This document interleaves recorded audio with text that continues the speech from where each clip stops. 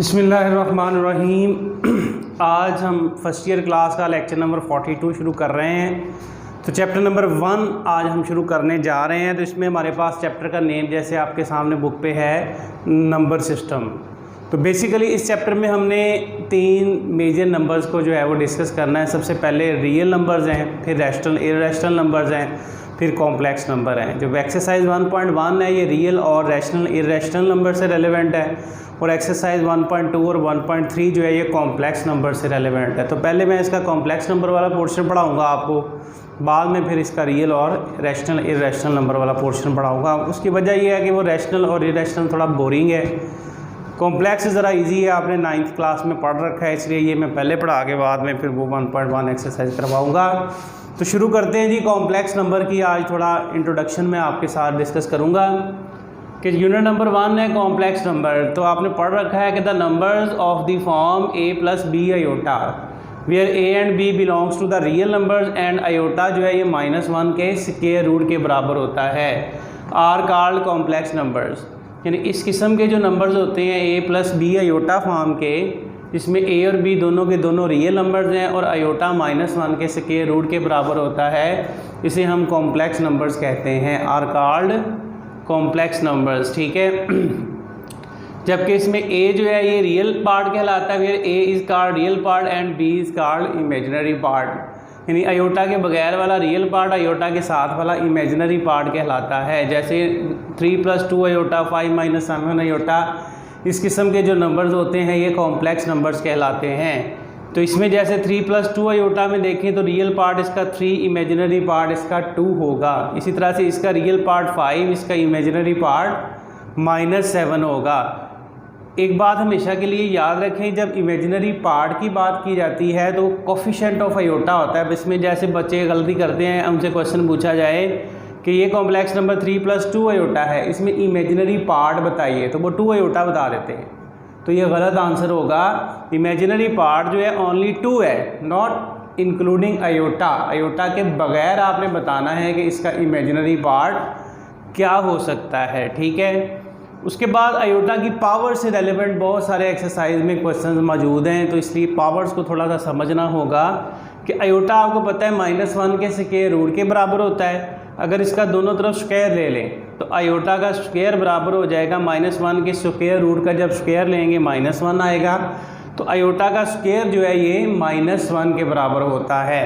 ठीक है, ये एक तो अपने बात याद रखनी है। दूसरा, आयोटा पावर 3 अगर देखें तो आयोटा पावर 3 को लिख सकते हैं iota square into iota power 1। तो आयोटा स्क्वायर अभी बताया -1 के बराबर है, तो -1 इंटू आयोटा माइनस आयोटा, यानी आयोटा पावर 3 जो है ये माइनस आयोटा के बराबर होता है। इसी तरह आयोटा पावर 4 को अगर सॉल्व करें तो आयोटा 4 को लिख सकते हैं iota square into iota square. तो आयोटा का स्क्वायर -1, आयोटा का स्क्वायर -1 होता है। ठीक है। तो आयोटा का स्क्वायर -1, आयोटा का स्क्वायर -1 आ गया, तो माइनस माइनस जमा होगी, इसका आंसर 1 आ गया। तो आयोटा पावर 4 1 के बराबर होता है। ये बड़ा इंपॉर्टेंट एक्स्ट्रा सवाल हमने इसी के रेफरेंस में करने हैं। जैसे देखें आयोटा पावर 5 जो है आयोटा 4 इंटू आयोटा 1 के बराबर होता है। ठीक है। तो आयोटा पावर 4 को लिख सकते हैं हम, जैसे अभी मैंने बताया 1 के बराबर है आयोटा, वैसे का वैसे। तो आयोटा पावर 5 इस तरह से आयोटा के बराबर आ जाएगा। ऐसे किसी भी मतलब आयोटा की पावर को इस तरह से हम सॉल्व करेंगे। बाकी एक्सरसाइज में क्वेश्चंस आएंगे, वहाँ पर भी डिस्कस हो जाएगा। उसके बाद एक और बड़ी इंपॉर्टेंट नोटेशन है ordered pair notation for the complex number. अक्सर सवाल एक्सरसाइज के ऑर्डर्ड पेयर फॉर्म में है। जैसे a + b आयोटा को अगर ऑर्डर्ड पेयर नोटेशन में लिखें तो ये a, b, यानी आयोटा को ख़त्म कर लेते हैं, real part comma imaginary part लगा के ब्रैकेट लगा लेते हैं। तो this is the ordered pair notation for the complex number. जैसे 3 + 7 आयोटा की ऑर्डर्ड पेयर नोटेशन 3, 7 बन जाएगी। इसकी ऑर्डर्ड पेयर नोटेशन 5, -3 बन जाएगी। इसकी ऑर्डर्ड पेयर नोटेशन -2, -3 बन जाएगी। ठीक है।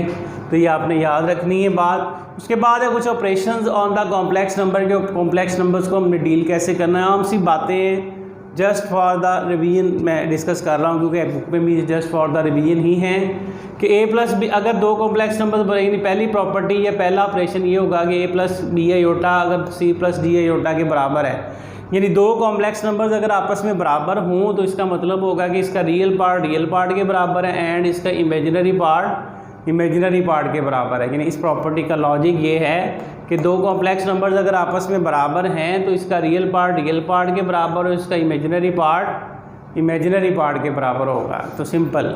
दूसरा है कि a प्लस बी आयोटा में अगर जमा करना है c प्लस डी आयोटा को, फिलहाल जमा को डिस्कस कर लेते हैं कि अगर आपने दो कॉम्प्लेक्स नंबर्स को जमा करना है तो जमा करने का सिंपल सा रूल है कि रियल पार्ट में रियल पार्ट जमा हो जाएगा, इमेजिनरी पार्ट में इमेजिनरी पार्ट जमा हो जाएगा। यानी a प्लस बी आयोटा में c प्लस डी आयोटा को जमा करना है तो a में c जमा कर लें प्लस आयोटा वैसे ही, और इमेजिनरी में d plus b plus D कर लें।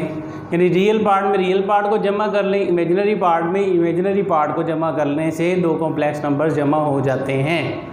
ठीक है। जैसे ये 3 प्लस 4 आयोटा और 5 प्लस 7 आयोटा को जमा करना है तो 3 में 5 जमा होगा, 4 में 7 जमा होगा, आयोटा वैसे ही, तो ये 8 प्लस 11 आयोटा आंसर आ गया। ये सिंपल आम जिस तरह एडिशन करते हैं वैसे हम इसकी एडिशन कर लें, इसमें मतलब ज़्यादा लंबी चौड़ी चक्करों में पढ़ने की ज़रूरत ही नहीं है। ऐसे ही सेम कॉन्सेप्ट माइनस के लिए है कि दो कॉम्प्लेक्स नंबर्स को अगर आपने माइनस करना है तो रियल में से रियल माइनस, इमेजिनरी में से इमेजिनरी माइनस कर लेंगे। तीसरी है कि k कोई कांस्टेंट है, a प्लस बी आयोटा अंदर कॉम्प्लेक्स नंबर है तो k कांस्टेंट जब अंदर जाएगा तो रियल पार्ट से अलग ज़रब होगा और इमेजिनरी पार्ट से अलग ज़रब होगा। यानी कांस्टेंट जो होगा वो अंदर जाके रियल पार्ट से अलग और इमेजिनरी पार्ट से अलग मल्टीप्लाई होगा। यानी k a के साथ अलग मल्टीप्लाई, k b के साथ अलग मल्टीप्लाई होगा। ठीक है।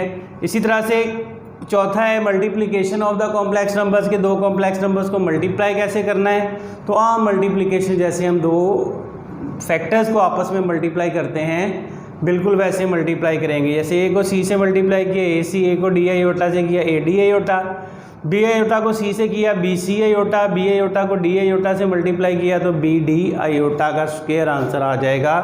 तो AC वैसे ही, आयोटा इसमें से कॉमन निकाला, AD जमा BC आयोटा, इसी तरह से आयोटा का स्क्वायर -1 और ये BD आ गया तो जमा माइनस माइनस हो जाएगा। तो AC माइनस BD पहले लिख लिया, AD जमा BC आयोटा बाद में लिख लिया, ये इसका आंसर आ जाएगा। इन सिंपल दो कॉम्प्लेक्स नंबर्स को मल्टीप्लाई करना हो तो हाँ मल्टीप्लिकेशन जैसे पहले से हम करते आ रहे हैं वैसे करते हैं। इसी तरह से the complex numbers of the form A जमा B आयोटा और A minus B iota are called conjugate of each other. ये ऑलरेडी पता है, मैट्रिक में पढ़ रखा है कि जिसमें आयोटा का साइन चेंज हुआ हो, इमेजिनरी पार्ट का साइन चेंज करने से हमें किसी भी कॉम्प्लेक्स नंबर का कंजुगेट मिल जाता है। यानी a जमा b आयोटा का conjugate a minus b iota और a माइनस b आयोटा का कंजुगेट a जमा b आयोटा के इमेजिनरी पार्ट का अगर साइन चेंज कर दें तो किसी भी कॉम्प्लेक्स नंबर का हमें कंजुगेट जो है वो मिल जाता है।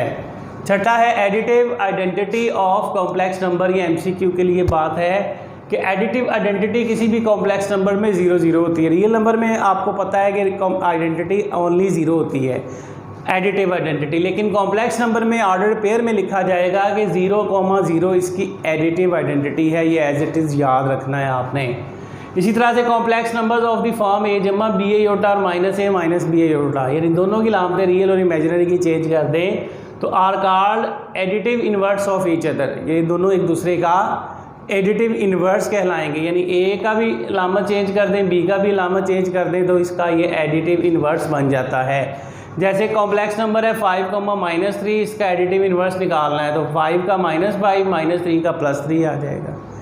इसी तरह से multiplicative identity of complex number जो है ये 1,0 को कहा जाता है। ठीक है, ये भी याद रखना है। वैसे सिंपल रियल नंबर की मल्टीप्लिकेटिव आइडेंटिटी ओनली 1 होती है, लेकिन इसकी कॉम्प्लेक्स नंबर की मल्टीप्लिकेटिव आइडेंटिटी जो है ये 1,0 होगी। ठीक है, अब मल्टीप्लिकेटिव इन्वर्स ये काफ़ी इंपॉर्टेंट बात है, शॉर्ट क्वेश्चंस काफ़ी हैं, एक्सरसाइज में भी पेपर में भी आता है कि multiplicative inverse of a, b जो है वो ये होता है a/a² plus b² minus b/a² plus b²। Formula समझ लें किसी भी कॉम्प्लेक्स नंबर का मल्टीप्लिकेटिव इन्वर्स निकालने का। जैसे कॉम्प्लेक्स नंबर जी हमारे पास है से 3 + 4 आयोटा या ऑर्डर्ड पेयर में 3,4, आपसे कहते हैं इसका मल्टीप्लिकेटिव इन्वर्स निकालें। तो मल्टीप्लिकेटिव इन्वर्स ऑफ जी जो है वो डिनोट करते हैं हम जी के पावर -1 से। जी इन्वर्स हम इसको पढ़ते हैं तो जी इन्वर्स का फार्मूला जैसे ये लिखा है मैंने a/a² plus b² comma minus b/a² plus b² होता है।